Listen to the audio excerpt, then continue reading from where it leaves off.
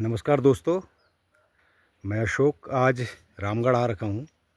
इस बार मैं देखना चाह रहा था कि पेड़ों में जो फल हैं वो किस तरह से आ रखे हैं। ये आड़ू है जो आपको दिखाई दे रहा है।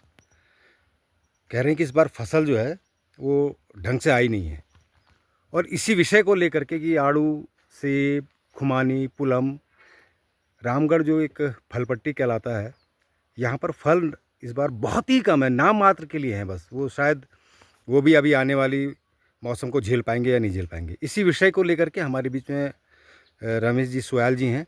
मैं उनसे चाहूँगा कि आप अपनी जानकारी, जो आपका उद्यान विभाग से रिटायर हुए हैं, मैं चाहता हूँ आप बताएं कि आखिर इस मौसम में इस बार क्या हुआ है कि जो फल है वो पूरी तरह से निकल नहीं पाए हैं, जबकि पेड़ पूरे हरे भरे दिखाई दे रहे हैं।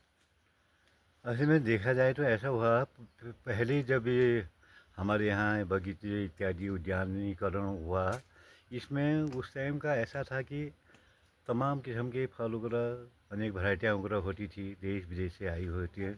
सब लोगों को उसमें चॉइस भी रहती थी। आज ऐसा हो गया कि एक तो मौसम साथ नहीं रहा, बर्फ़ बारिश पानी इत्यादि समय पर नहीं हो रही, जो होना था जिस समय में वो चीज़ें उपलब्ध हो नहीं पा रही। आज ऐसा है जैसे पलायन मनुष्य में हो रहा है, वैसी हमारी ये फल प्रजातियों में भी ये पलायन की ओर जा रहे हैं। इनकी जो आने को उद्यान विभाग ने भरसक प्रयत्न इत्यादि कर रखे हैं, कीवी इत्यादि ला रहे हैं, अनेक जो फल इस किस्म के हैं बेलदार उनको ला रहे हैं। तो इनसे भी कोई प्रभाव पड़ने वाला आने वाला समय उद्यानीकरण के लिए हमारे लिए इतना दुर्भाग्यपूर्ण बन रहा है कि हमारे व्यवसाय यही ठहरा। इससे अलावा हमारे पास कोई रोज़गार ठहरी नहीं। अब धीरे धीरे ऐसा लग रहा है कि आने वाले भविष्य में क्या करेंगे, कैसे हमारा जीवन यापन होगा करके हम्म। तमाम चीज़ें, जैसे मनुष्य की भावनाएं बदली वैसी ये पेड़ पौधे भी अपनी भावनाओं को, अपनी उस चीज़ जो चीज़ इनमें पहले थी वो चीज़ को पलायन की ओर जैसे जा रहे हैं। अब इसके लिए उद्यान विभाग क्या प्रयत्न करते हैं, कहाँ तक।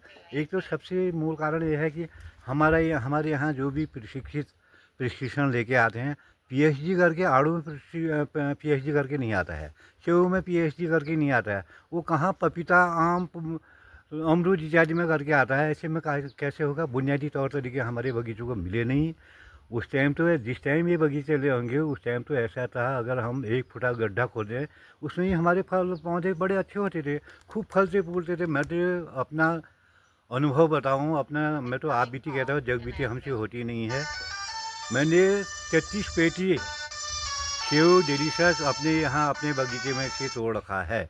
अब आप कहाँ तक इसको सत्य कहें या असत्य कहें, बहरहाल चल रहा है वर्तमान। जैसे भी रहा, आने वाला भविष्य ऐसा रहा जिन पर लोगों का हमारे पास उद्यान के सहारे जीवन यापन कर रहे हैं, उन लोगों का भविष्य क्या होगा करके हमको खुद ही आया। मैंने भी 71-72 साल हो गए। मैं इससे पहले 1976 में उद्यान विभाग में माली के पद पर काम करता था। तब हमारे यहाँ नर्सरी पैदा होती थी, तब 1 लाख से ऊपर को पौधे होते थे सेव के। आज सेव की प्रजाति हमारे पास जहाँ से आ रहे हैं वहीं से उपलब्ध करा के लगा तो रहे हैं, लेकिन इनका कोई ऐसा नहीं है कि ये हमको हमारा भरण पोषण कर पाएंगे करके। हमको बहुत गहन अध्ययन करना पड़ेगा। पीएचडी करने वाले पंतनगर इत्यादि से हम ऐसा वो मांगे कि सौभाग्य मांगेंगे कि कुछ इसके लिए करें। मूलभूत पेड़ पौधों को जो चीज़ चाहिए उस चीज़ को हमको दोबारा दे। बर्फ़ नहीं पड़ना ये भी एक कारण है, वर्षा समय से नहीं होना ये भी एक कारण है। इसका इतिहास अगर देखें, बर्फ़ पर ही सारा था ये। आज तो हमारा सारा इतना बड़ा फुलगढ़ इसको कहते थे, एसआटी इसको कहते थे। फिर बाद में 1971 में माधवराय सिंधिया से छीन के राजकीय उद्यान रामगढ़ के नाम से पुकारा जाता है ये, जो उस टाइम था। आज देखिए वहाँ पर वो फल पौधे हैं ही नहीं। बाकी क्या कहूँ, बाकी मेरा अनुभव यही है। मैं यही कहूँगा, उद्यान को बुनियादी तौर पे जो है 5 पेड़ लगाओ आप, लेकिन उसको अपनी नर्सरी हो, अपना बीज ऐसे पौधों से लाओ जो कि तुमको सत्यता ये हो कि हाँ इस बीज को मैं पैदा करके इसी पौध को बना के आगे को अपना व्यवसाय बनाऊंगा करके, तब जाके सफलता मिलेगी। अन्यथा बड़ा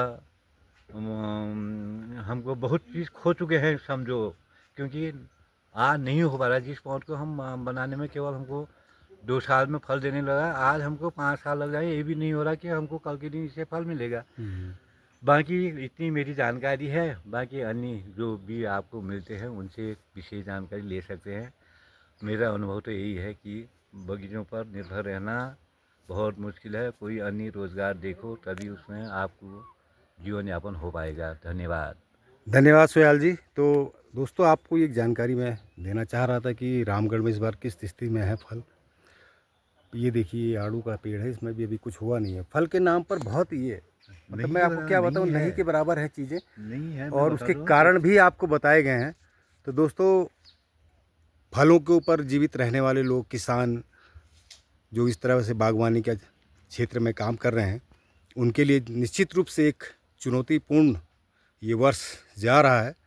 उनका भविष्य आने वाला कल कैसा होगा, फल पट्टी ये क्षेत्र फल पट्टी के वापस से नाम पर विकसित है। हो पाएगी, ऐसी मेरी आशा है कि विकसित हो, तभी ये पहाड़ और ये खूबसूरत बाग बगीचे जीवित रहेंगे। और ये जीवित रहेंगे तो यहाँ की मनुष्यता जीवित रहेगी, पहाड़ जीवित रहेगा, और यहाँ पर बसने वाली हमारी संस्कृति जीवित रहेगी। तो धन्यवाद साथियों, मिलते हैं अगले नई जानकारी के साथ आपको।